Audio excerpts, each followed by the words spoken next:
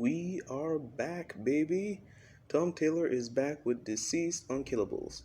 This is gonna be a 3 issue long um, extra size series, so I can't really complain. I'm so excited for this, and with that being said, let's just get started, shall we? We begin with Deathstroke on day one of the outbreak, the same day Cyborg was boomed to back to Earth. As he got to the site where his targets were located, one of them jumps out the window, breaks his legs, and with glass piercing him, still trying to get away. Uh, it took a while before Deathstroke realized he wasn't running from him, but from a blighted, or should I say, an infestation. Of course, Deathstroke takes down a good amount of them. It's not his first time dealing with zombies, but he wasn't aware of the virus being transmitted through smartphones. He receives the message, and all it took was one look, and he was blighted. But here's the thing about Deathstroke though. He has a regenerative healing factor. Don't ask me about his missing eye. For all you know, that was the price he had to pay, like Odin or Thor did. Just wanna slide this in here. In his ongoing comics, recently he got resurrected from death because a villain with leprosy called Raptor, a Nightwing villain, touched his dead body, which jump-started his healing factor. Again, after he was killed by a single arrow to the head. Yeah, ridiculous, I know. We pick up at the Batcave where Jason's come to visit the Bat family as he discovers the bodies of Bruce, Dick, and Tim lying on the floor, dead. Thank God. And here's the thing.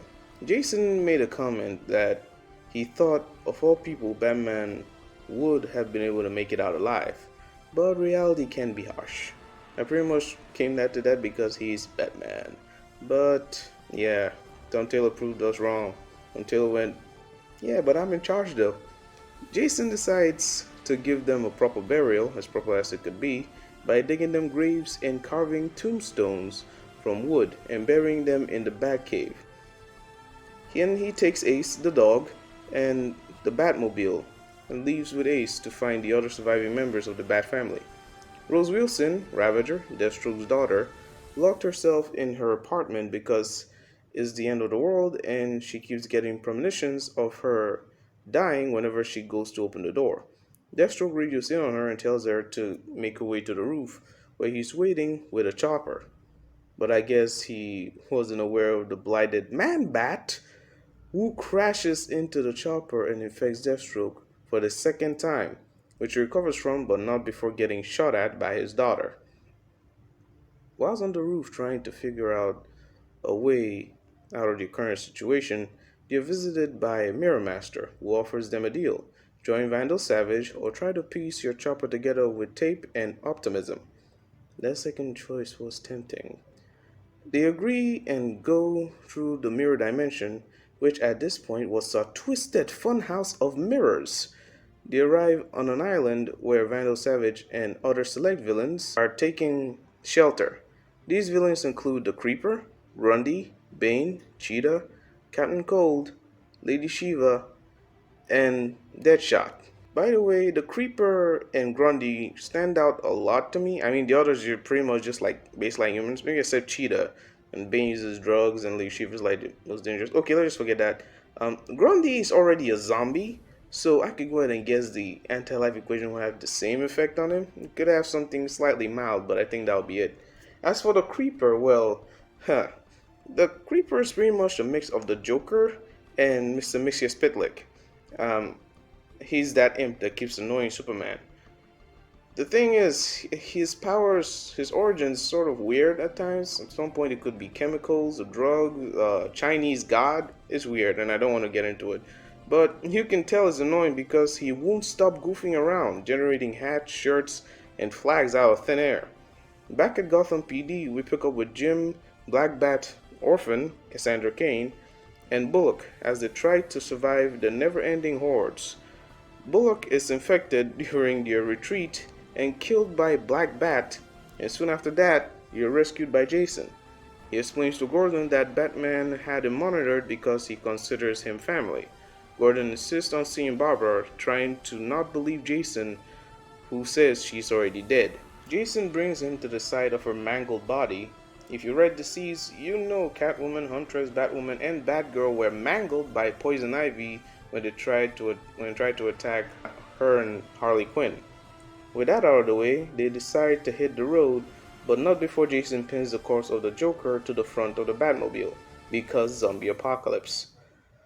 They get to Bloodhaven, where they notice a building surrounded by undead hordes. The hordes are obliterated with the help of bat torpedoes.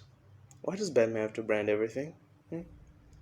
They get into the building where they find out it was an orphanage, and only the kids were alive and fending off the blighted.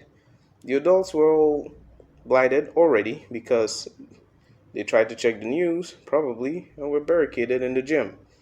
The kids say they were saved by a female hero or heroine, as the actual correct term for a female hero, but it's obvious it wasn't Wonder Woman because everyone in the DC Comics universe knows her, but it could be her and maybe the kids just didn't know her actual name. Who knows? Jason, Gordon, Ace, and Cassandra decide to stay and help the kids. That should go smoothly without any hitch, right? Who are we kidding? Tom Taylor's gonna kill them all, and it's gonna be hilarious. Keep in mind, this is going on as Giganta is attacking Superman, and the Atom is infecting Captain Atom. It'll be interesting to see how this series plays out, and to see if the villains decide to stay or maybe create the ownership and leave the planet.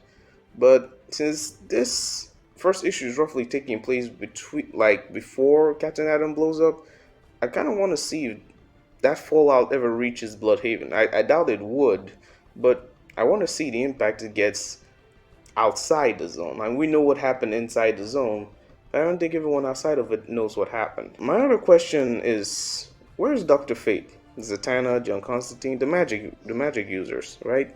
Because when the last series basically ended, A Good Day to Die, they pretty much like formed their own group to fix this, and I hope they make an appearance just to get killed the very next panel.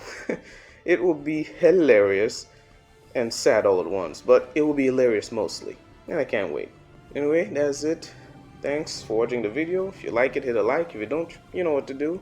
Comment down below if you got any suggestions, want to show your support, and make sure to share this to show your support in better ways. And subscribe if you want to receive more videos like this. Thanks for watching.